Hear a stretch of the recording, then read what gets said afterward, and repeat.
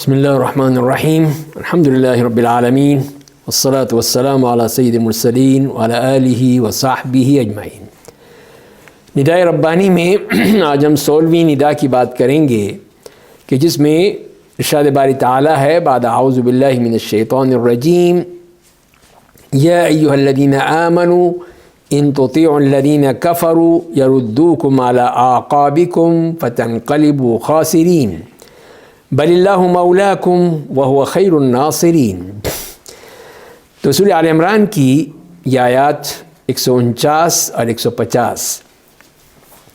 تو اس میں ارشاد باری تعالیٰ ہے کہ یا ایھا الذین آمنوا، کہ اے ایمان والو،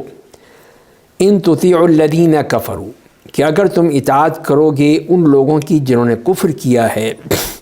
یردوکم علی اعقابکم، تو وہ تمہیں تمہارے ایڑیوں کے بل لوٹا دیں گے، واپس کر دیں گے، فتنقلبوا خاسرین، اور تم خسارہ اٹھانے والوں میں سے بن جاؤ گے۔ بل اللہ مولاکم وہو خیر الناصرین، تو اللہ تعالیٰ وہ ہے تمہارا آقا ہے، وہ تمہارا مالک ہے، اور وہی بہترین مدد کرنے والا ہے۔ تو یہاں پر بھی جو بات کی گئی ہے اور جو ہمیں مخاطب کیا گیا ہے ایمان والوں کو، وہ اس لحاظ سے کہ کافروں کی، منافقین کی اور اس قسم کے لوگوں کی اطاعت نہیں ہونی چاہیے، ہمیں ان کی اطاعت سے ڈرایا جا رہا ہے۔ اور اسی لیے فرمائیں کہ ان تطیعوا الذین کفروا، کہ اگر تم ان لوگوں کی اطاعت کرو گے تو ان کا تو ایک ہی مقصد ہے کہ تمہیں تمہارے دین سے برگشتہ کر دیں، دین سے تمہیں دور کر دیں، تمہیں دین پہ عمل کرنا دیکھنا نہیں چاہتے کہ تم عمل کرتے رہو اور تم پکے سچے مسلمان بن جاؤ، یہ ہو ہی نہیں سکتا ہے۔ تو لہذا پھر ان کی اطاعت کرنا، ان کی باتیں ماننا، ان کی ہر چیز کو اچھا سمجھنا، تو یہ کتنی افسوسناک بات ہے کہ ہم ہر چیز میں ان کو ترجیح دیتے ہیں اور ان کی ہر بات کو قبول کرتے ہیں کہ وہ بالکل صحیح ہیں، باقی سب غلط ہیں۔ ہم جو اللہ اور اس کے رسول کی بات کرتے ہیں وہ ہمیں قبول کرنے میں تعمل ہوتا ہے، کہ لیکن جو ان کی بات آ جائے کفار کی طرف سے، اہل کتاب کی طرف سے، یہود و نصارہ کی طرف سے، تو وہ ہم سمجھتے ہیں کہ یہ تو بالکل صحیح ہے، وہ لوگ تو بڑے ترقی یافتہ ہیں، بہت ہی انہوں نے، تو دنیا میں تو ہو سکتا ہے، دنیا کے لحاظ سے تو کوئی حرج نہیں ہے، آپ ان سے لے سکتے ہیں، لیکن دین کے بارے میں ہم ان کی اطاعت کریں، دین کے معاملوں میں پھر ان کو اچھا سمجھیں، اور پھر دین کو ہی پڑھنے کے لیے ہم یورپ اور امریکہ جائیں،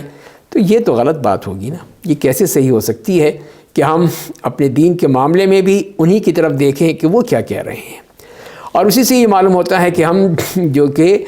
دین جو پڑھا جا رہا ہے وہ وہی ہوگا جو کہ اللہ نے، اللہ کے رسول صلی اللہ علیہ وسلم نے بیان کیا ہے، اور اسی کے اوپر ہم نے چلنا ہے۔ لیکن آج یہ آ گئی نوبت یہاں تک کہ ہم یہ چاہتے ہیں کہ قرآن کو بھی پھر ان کی زبان میں پڑھیں، تو وہی جو ہماری ذہنی کہہ لیجئے کہ احساس کمتری ہے کہ ہم احادیث کو بھی اور اپنے دین کو بھی پڑھنا چاہتے ہیں تو ان کی زبان میں۔ اب اسلامیات ہیں، اسلامک سٹڈیز ہیں، اور قرآن کریم کی تفسیر ہے، قرآن کریم کا پڑھنا ہے اور احادیث کا پڑھنا ہے، وہ اگر ہم اپنی زبان سے، عربی زبان میں نہیں پڑھ سکتے تو اپنی زبان میں پڑھ لیں، یہ تو ہماری اپنی زبان ہے، اور وہ ایسی زبانوں میں سے ہے کہ جس میں بے شمار کتابیں ہیں، بے شمار اس میں ذخیرہ ہے۔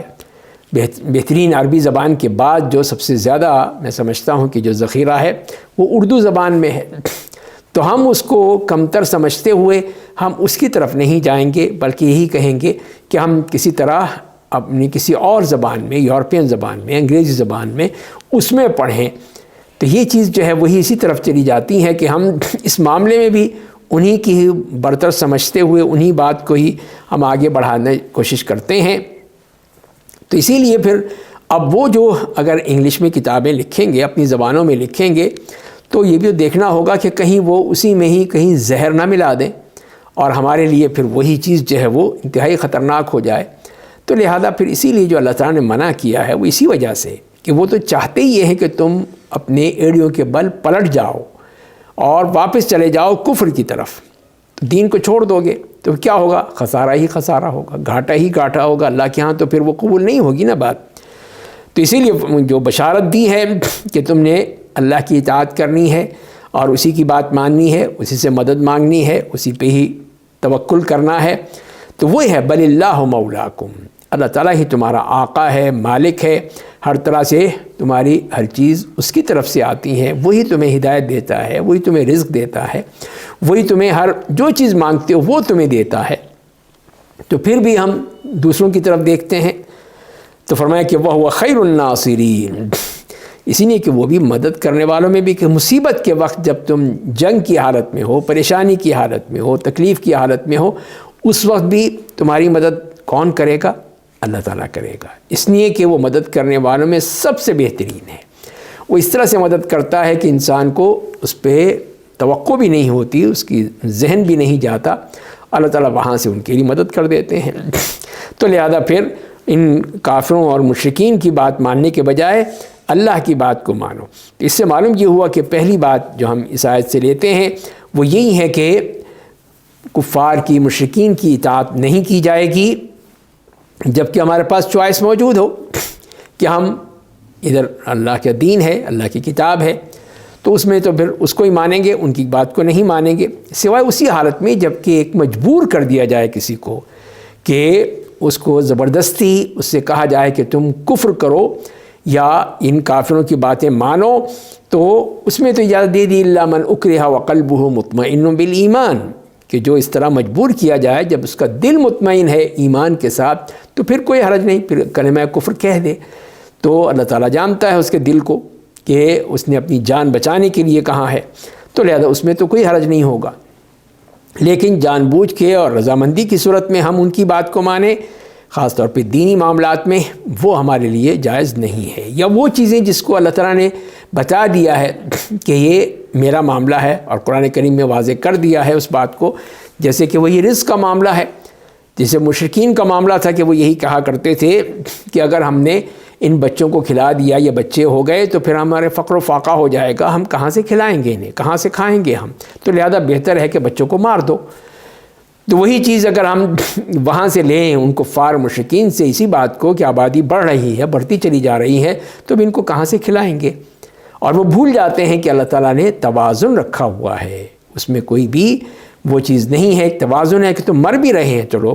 قبرستان آباد ہوتے چلے جا رہے ہیں، بڑھتے چلے جا رہے ہیں، کہیں سے کہیں پہنچ گئے ہیں، تو پھر مرے بھی تو صحیح نا لوگ، جہاں آ رہے ہیں وہاں جا بھی رہے ہیں۔ تو لہذا پھر ہم نے انہی کی سوچ لے کے اور یہ کہہ دیا کہ نہیں جی بہبود آبادی ہونی چاہیے، ہمیں بھی ان کے ہی نقش قدم پر چلنا چاہیے۔ اور اس میں حکمت جو بیان کر دی کہ ان کفار کی اطاعت میں، کہ وہ یہی چاہتے ہیں کہ تم اپنے دین سے برگشتہ ہو جاؤ، دین سے پلٹ جاؤ، دین کو چھوڑ دو اور کفار بن جاؤ، مشرکین بن جاؤ۔ اور اسی طرح پھر یہ بات بھی ہمیں کہہ دی گئی ہے کہ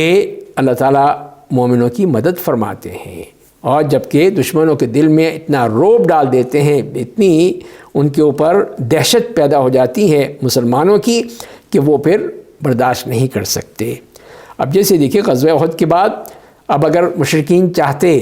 اگر وہ سمجھتے تھے کہ ہم فتح پا گئے ہیں، ہم نے مسلمانوں کو بھی زک پہنچائی ہے، تو مدینے پہ آتے حملہ کرتے،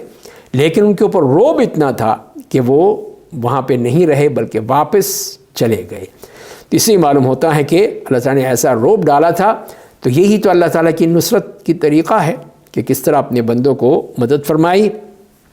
تو لہذا پھر اصل چیز ہی وہی ہے جو ہمیں اللہ تعالیٰ کی طرف سے ملتی ہے، اس پہ ہمارا یقین ہونا چاہیے، اس کے وعدے پر یقین ہونا چاہیے، تو وہ ہماری نصرت ضرور کرے گا۔ اللہ تعالیٰ ہمیں اس پر سمجھنے اور عمل کرنے کی توفیق عطا فرمائے۔ وآخر دعوانا الحمد للہ رب العالمین۔